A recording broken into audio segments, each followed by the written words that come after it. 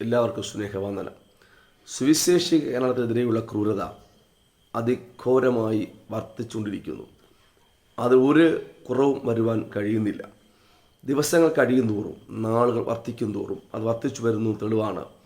ഇന്നിതാ ഉത്തർപ്രദേശിൽ ഒരു പാസ്റ്ററെ വീട്ടിൽ കയറി വെട്ടി പരിക്കേൽപ്പിക്കുകയും ആക്രമിക്കുകയും ചെയ്തു. ഞാൻ വായിക്കാതെ എവിടെയാണെന്ന്. ഉത്തർപ്രദേശിലെ ഷാജഹാൻപൂരിൽ ജില്ലയിലെ ററ്റി മെഹൊലയിൽ കർത്തശുശ്രൂഷയായിരിക്കുന്ന പാസ്റ്റർ വിവേകുമാറിനാണ് ജൂലൈ 19 ശനിയാഴ്ച വൈകുന്നേരം 5 മണിയോടെ തൻ്റെ വീട്ടിൽ ഒരു പ്രാർത്ഥനാ യോഗം നടത്തുകയായിരുന്നു. മീറ്റിംഗ് അവസാനിച്ച ഉടൻ 20-25 യുവാക്കൾ പാസ്റ്ററുടെ വീട്ടിൽ ഇരച്ചു കയറി കർത്തദാസനെ ആക്രമിക്കാൻ ആരംഭിച്ചു.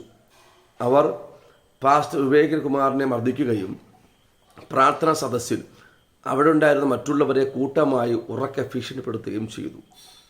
പാസ്റ്റർ വിവേക് ഉടൻ തന്നെ പോലീസ് വിവരം അറിയിക്കുകയും പോലീസിനോട് സംരക്ഷണം അഭ്യർത്ഥിക്കുകയും ചെയ്തു. എന്നാൽ തനിക്ക് നീതിക്ക് പകരം ലഭിച്ചത് നിർബന്ധിത മതപരിവർത്തനം നടത്തിയെന്ന് പോലീസ് വ്യാജമായി ആരോപിക്കുകയും തങ്ങൾ തീർത്തും നിരവധികളാണെന്നും സമാധാനപരമായാണ് പ്രാർത്ഥനാ യോഗം നടത്തുന്നതെന്ന് പോലീസ് ധരിപ്പിച്ചു. എങ്കിലും പാസ്റ്റർ വിവേകിനെയും തൻ്റെ സഹോദരൻ്റെ പേരിൽ കേസെടുത്ത് ജയിലിലയക്കാനാണ് ശ്രമിക്കുന്നത്. ഇപ്പോൾ വലിയ ഭീതിയിലാണ് ഈ പാസ്റ്റർ വിവേകും സഹോദരനും അതുപോലെ തൻ്റെ കുടുംബവും വിശ്വാസി മക്കളും ക്രൈസ്തവ കൂട്ടങ്ങളും ഉത്തർപ്രദേശിൽ വലിയ ബുദ്ധിമുട്ടിലാണ്. ഞാൻ ആ പാസ്റ്റർ ഫോട്ടോ ഇത് നിങ്ങളെ കാണിക്കാം. ഞാൻ പറഞ്ഞല്ലോ, പ്രിയമുള്ളവരെ, ഇവിടെ ക്രൈസ്തവർക്കെതിരെയുള്ള പ്രശ്നം വർദ്ധിച്ചു വരുന്നത് ഇന്നും ഇന്നലെയോ ഒന്നുമല്ല. പക്ഷേ ഇപ്പോൾ ഏകദേശം ഒത്തിരി വർഷങ്ങൾക്ക് ശേഷം ഇത് വർദ്ധിച്ചു വരുന്നു. പീഡനങ്ങൾ ആരംഭിക്കുന്നുണ്ട്, കഷ്ടത പെരുകി വരികയാണ്. ഞാൻ ചില നാളുകൾക്ക് മുമ്പ് പല വീഡിയോയും ഛത്തീസ്ഗഡ് അതുപോലെ മഹാരാഷ്ട്ര പലയിടത്തിലെ പല പ്രശ്നങ്ങളെയും ഞാൻ നിങ്ങളോട് വരച്ച് കാട്ടിയിട്ടുണ്ട്. എന്നാൽ അത് ഒരു അവസാനം ഉണ്ടാകുന്നില്ല. രാജ്യങ്ങൾ പോലും കേന്ദ്ര ഗവൺമെൻറ്റിനോട് ക്രൈസ്തവർക്കെതിരെയുള്ള പീഡനം അവസാനിപ്പിക്കണമെന്ന് അവർ സംസാരിക്കുകയും അവർ ഇടപെടുകയും ചെയ്തിട്ട് പോലും ഇവിടുത്തെ ചില ലോക്കൽ സംഘപരിവാറും ഇവിടുത്തെ ചില സംഘികളും RSSകാരും ക്രൈസ്തവർക്കെതിരെ ഉള്ള പ്രശ്നം വർദ്ധിപ്പിച്ചുകൊണ്ട് തന്നെ ഇരിക്കുന്നത്. ഇത് ഈ പ്രശ്നം പറയുമ്പോൾ അന്ത്യകാലത്ത് പീഡനങ്ങളുണ്ടാകും, കഷ്ടതയുണ്ടാകും ഒക്കെ.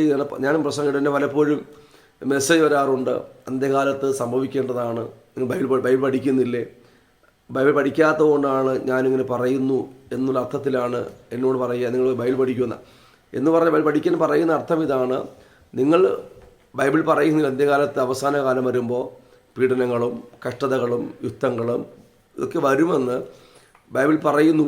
അതിൻ്റെ സൂചനയാണ് ഇതെന്നാണ് പറയുന്നത്. ഇതിൻ്റെ സൂചനയൊന്നുമല്ല. ഇത് ക്രൈസ്തവരെ ആക്രമിച്ച് ഒതുക്കപ്പെടുത്തിയിട്ട് അവരുടെ രാമരാജ്യം സ്ഥാപിക്കാനുള്ള പരിപാടിയാണ്. അല്ലാതെ ബൈബിളിലെ കഷ്ടതകളും ബൈബിൾ അന്ത്യകാലത്തുണ്ടാകുന്ന സംഭവങ്ങളൊക്കെ എനിക്കറിയാം, അതൊന്നും പറഞ്ഞ് മനസ്സിലാക്കി നിൽക്കണ്ട. പിന്നെ ഇതിൽ ഞാൻ പറയാനുള്ളത്, പറയുന്നവർ ഈ പറയുന്നുണ്ടല്ലോ, എന്നെ മെസ്സേജ് വന്ന് പറയുന്നതാണ് അന്ത്യകാലത്ത് പ്രശ്നങ്ങളുണ്ടാകും, അങ്ങനെ ഈ പറയുന്നവർ അങ്ങോട്ട് പോകാത്തെന്താ, അങ്ങോട്ട് ശുശ്രൂഷിച്ചൂടെ? നിങ്ങളിപ്പോൾ ചെയ്യേണ്ടത്, ഇതുപോലെ ഒരുപാട് പേർ ഇപ്പോൾ വിശ്വാസത്തിൽ എനിക്കറിയാം ഒരുപാട് പേര് പീഡനം വർദ്ധിച്ചതുകൊണ്ട് പല സംസ്ഥാനങ്ങളിൽ നിന്ന് അവർ പിന്മാറി പോകുകയാണ്. കാര്യം വേറൊന്നുമല്ല, നിൽക്കാൻ കഴിയാത്ത കൊടിയ പീഡനം ആരാധനാലയങ്ങൾക്കെതിരെ, സഭാ പാസ്റ്റർക്കെതിരെ, അവരുടെ കുടുംബങ്ങൾക്കെതിരെ, തലമുറകൾക്കെതിരെ, വിശ്വാസി മക്കൾക്കെതിരെ ക്രൂരമായ പീഡനം മനഃപൂർവ്വം അഴിച്ചുവിടുന്നതിൻ്റെ കാരണം വേറൊന്നുമല്ല, ഭയപ്പെടുത്തി അവരെ പിൻവലിപ്പിക്കുവാൻ വേണ്ടിയിട്ടാണ് ഇത് സംഭവിക്കുന്നത്. നിങ്ങളോട് അഭ്യർത്ഥിക്കുന്നത്, നിങ്ങൾ എനിക്കെതിരെ കമൻ്റ് ഇട്ട് എന്നെ നിരുത്സാഹപ്പെടുത്തുകയല്ല ചെയ്യേണ്ടത്, ഇത് പ്രാർത്ഥിക്കുക. ആർക്ക് വേണ്ടി പ്രാർത്ഥിക്കാനാണ്? ആ ദൈവത്തെ പാവപ്പെട്ട ദേവദാസന്മാർ സാമ്പത്തികം നോക്കാതെ, ഉയർച്ച നോക്കാതെ, സമ്പന്നം നോക്കാതെ കഷ്ടപ്പെടുന്ന ആ ദേവദാസന്മാരുടെ നിലനിൽപ്പിനും, ആ ഒരുപാട് പ്രാർത്ഥിക്കുന്ന ദേവദാസന്മാരുടെ തകർന്നു പോകാതെ വീണ്ടും വിശ്വാസത്തെ ഉറച്ചു നിൽക്കുന്നതിനും, കുഞ്ഞുങ്ങൾക്ക് ദോഷം വരാതെ ഒക്കെ ദൈവരെ കാത്തു സൂക്ഷിക്കേണ്ടതിന് പ്രാർത്ഥിക്കുക. നിങ്ങൾ പറ്റുമെങ്കിൽ എന്നെ അനുഭവിക്കുന്ന ദേവദാസന്മാർക്ക് വേണ്ടി കഴിയുന്ന ചില അർഹതപ്പെട്ടവർക്കാണ് കേട്ടോ, അർഹതയില്ലാത്തവർക്ക് അർഹതപ്പെട്ട കാര്യം. ഇപ്പോൾ ചൂഷണം നടക്കുന്നതുകൊണ്ട് അങ്ങനെ വാക്ക് ഉപയോഗിക്കുന്നത്. അർഹതപ്പെട്ട ഏതെങ്കിലും ദൈവദാസന്മാർക്ക് സാമ്പത്തികം സഹായിക്കാൻ കഴിയുമെങ്കിൽ നിങ്ങൾ അങ്ങനെ സഹായിക്കുക. നിങ്ങൾ അവരോട് പ്രാർത്ഥിക്കുക. ഇനി അവസാനിക്കും എന്നെനിക്ക് ചിന്തയൊന്നുമില്ല. എന്നാലും ഞാൻ വീഡിയോ ഈ നമ്മുടെ രാജ്യത്ത് ഇങ്ങനെ അരാജകത്വം നടക്കുന്നു, അധാർമികതയൊക്കെ സംഭവിക്കുന്നുണ്ട് എന്ന് നിങ്ങൾ അറിയിക്കാൻ വേണ്ടിയിട്ടാണ് ചെയ്യുന്നത്.